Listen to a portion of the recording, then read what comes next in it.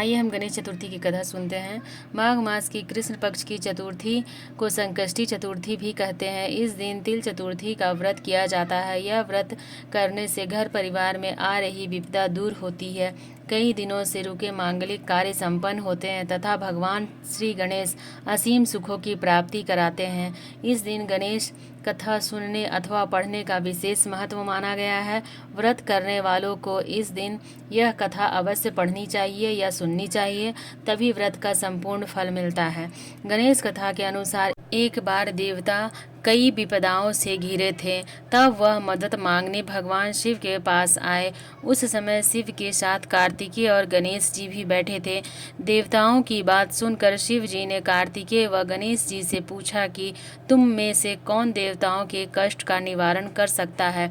तब कार्तिकेय व गणेश जी दोनों ने ही स्वयं को इस कार्य के लिए सक्षम बताया।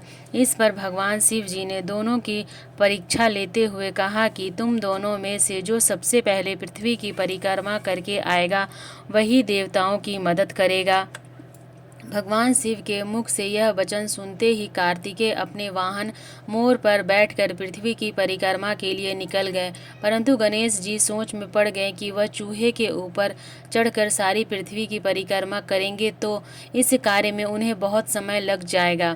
तभी उन्हें यह उपाय सूझा। गणेश अपने स्थान पर से उठे और माता पिता की साथ परिक्रमा करके वापस बैठ गए। परिक्रमा करके लौटने पर कार्तिकेय स्वयं को विजेता बताने लगे। तब शिव जी ने श्री गणेश से पृथ्वी की परिक्रमा न करने का कारण पूछा। तब गणेश जी ने कहा, माता पिता के चरणों में ही समस्त लोक है। यह सुनकर भगवान शिव ने गणेश जी को देवताओं के संकट दूर करने की आज्ञा दी। इस प्रकार भगवान शिव ने गणेश जी को आशीर्वाद दिया कि चतुर्थी के दिन जो तुम्हारी पूजा करेगा और रात्रि में चंद्रमा को अर्घ देगा, उसे तीनों ताप यानी दैहिक ताप, वैदिक ताप और भौतिक ताप से दूर होगा। इस व्रत को करने से व्रतधारी के सभी तरह के दुख दूर होंगे और उसे जीवन की भौतिक सुखों की प्राप्ति होगी। चारों तरफ से मनुष्यों को सुख समृद्धि बढ़ेगी, पुत्र पौत्र आदि धन ऐश्वर्य की कमी नहीं रहेगी। अब हम तिल चौठ की कथा सुनते हैं। तो तिल चौठ व्रत में आपको यही कहानी या कथा सुनने को मिलेगी। एक शहर में देवरानी जेठानी रहती थी। जेठानी अमीर थी और देवरानी गरीब थी। देवरानी गणेश जी की भक्त थी। देवरानी का पति जंगल से लकड़ियां काटकर बेचता था और अक्सर बीमार रहता था। देवरानी जेठानी का घर का सारा काम करती थी, बदले में उन्हें थोड़ा सा खाना और पुराने कपड़े देती थी। इसी से देवरानी का पूरा परिवार चलता था। माघ महीने में देवरानी ने तिल चौठ का व्रत किया। 5 आने का तिल गुड़ लाकर तिलकुट बनाया। पूजा करके तिल चौठ की कथा सुनी और छीके में तिल और गुड़ को रख दिया और सोचा कि चांद निकलने के बाद वह तिलकुट का प्रसाद खाकर अन्न को ग्रहण करेगी। इसके बाद कथा सुनकर वह जेठानी के यहाँ चली गई। खाना बनाकर जेठानी के बच्चों को कहा कि खाना खा लो ताकि मैं वह खाना लेकर अपने घर जा सकूं। पर बच्चों ने कहा कि माँ भूखी है और जब माँ खाना खाएगी तभी हम सब खाएंगे। जेठानी को खाना खाने को कहा तो जेठानी बोली, मैं अकेली नहीं खाऊंगी, जब चांद निकलेगा तब सब खाएंगे, तभी मैं भी खाऊंगी। जेठानी ने कहा, आज तो किसी ने भी खाना नहीं खाया है तो तुम खाना कैसे ले जाओगी, तो तुम कल सवेरे खाना लेकर जाना। देवरानी के घर पर पति बच्चे आस लगाए बैठे थे कि आज त्योहार है तो कुछ अच्छा भोजन, कुछ पकवान आएगा, परंतु बच्चों को पता चला कि आज तो रोटी भी नहीं मिलेगी। तो बच्चे रोने लगे। उसके पति ने बहुत गुस्सा से कहा कि तुम काम क्यों करती हो जब 2 वक्त का खाना और रोटी भी नहीं ला सकती। पति ने गुस्से में आकर पत्नी को कपड़े धोने वाली धोबन से मारा, हाथ से पीटा और उसे बेचारी को बहुत मारपीट किया।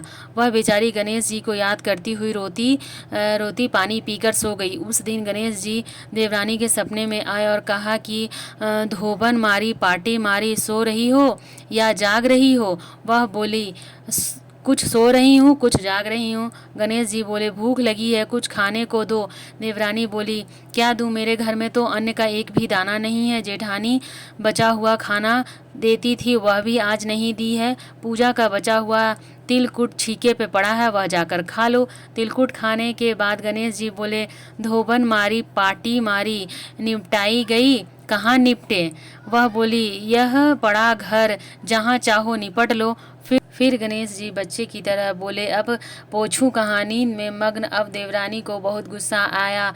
कब से तंग किए जा रहे हैं, सो बोली, मेरे सर पर पोंछो। और कहाँ पोंछोगे? सुबह जब देवरानी उठी तो यह देखा, हैरान रह गई कि घर हीरे मोतियों से जगमगा रहा था। सिर पर जहाँ विनायक जी पोंछनी कर गए थे, वहाँ हीरे के टीके और बिंदी जगमगा रही थी। उस दिन देवरानी जेठानी के यहाँ काम करने नहीं गई। बड़ी देर तक राह देखने के बाद जेठानी के बच्चे को देवरानी को बुलाने के लिए भेजा। जेठानी ने सोचा कल खाना नहीं दिया था, इसलिए शायद वह नहीं आई, बुरा मान गई। बच्चे बुलाने गए, बोले, चाची चलो, माँ ने बुलाया है, सारा काम पड़ा है। देवरानी ने जवाब दिया, अब उसकी ज़रूरत नहीं है, घर में सब भरा पूरा है गणेश जी के आशीर्वाद से। बच्चों ने घर जाकर माँ को बताया कि चाची का पूरा घर हीरे मोतियों से जगमगा रहा है। जेठानी दौड़ती हुई आई और पूछा कि यह सब कैसे हुआ। देवरानी ने उसके हाथ जोड़कर विनती की कि यह सब विनायक जी की कृपा से हुआ है। कल गणेश जी आए थे और उन्हीं की कृपा से यह सब हुआ है। घर लौटकर जेठानी अपने पति से कहा कि मुझे भी धोवन पाटे से मारो, जैसे देवरानी को उसके पति ने मारा था। मैं धोवन पाटे से कैसे मारूं? उसके पति ने कहा। वह नहीं मानी और जिद करने लगी। मजबूरन पति को जेठानी को मारना पड़ा।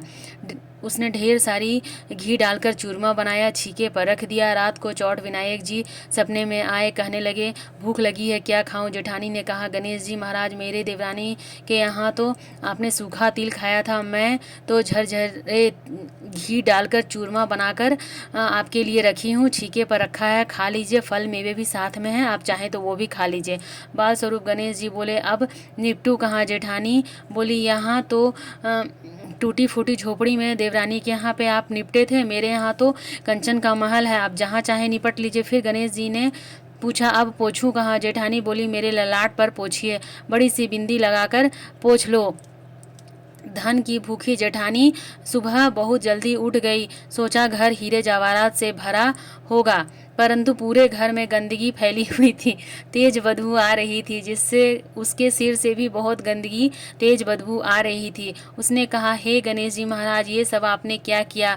मुझसे रूठे और देवरानी पर टूटे। जेठानी के घर की सफाई करते की बहुत कोशिश की, परंतु गंदगी साफ नहीं हुई और ही फैलती जा रही थी। जेठानी के पति को मालूम चला तो वह बहुत गुस्सा हुआ और बोला, तेरे पास इतना सब कुछ है, फिर भी तेरा मन नहीं भरा। परेशान होकर चौठ के गणेश जी से मदद की विनती करने लगी। गणेश जी ने कहा, देवरानी से जलन के कारण तूने जो किया था वह उसी का फल है। अब तू अपने धन में से आधा उसे देगी, तभी यह सब साफ होगा। उसने आधा धन बांट दिया, किंतु मोहरों की एक हंडी चूल्हे के नीचे गाड़ रखी थी। उसने सोचा कि किसी को पता नहीं चलेगा और उसने उस धन को नहीं बांटना पड़ेगा। उसने कहा, हे श्री गणेश जी, अब तो अपना बिखरा हुआ समेट लीजिए।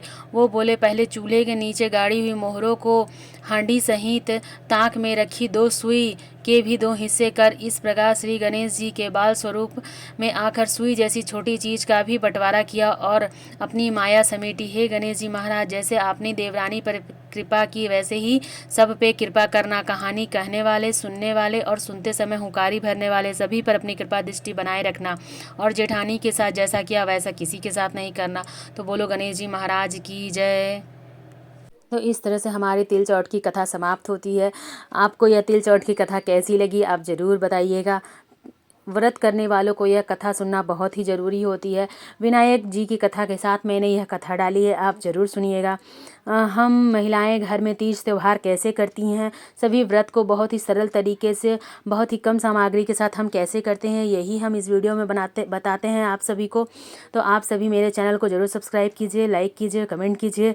जय श्री गणेश।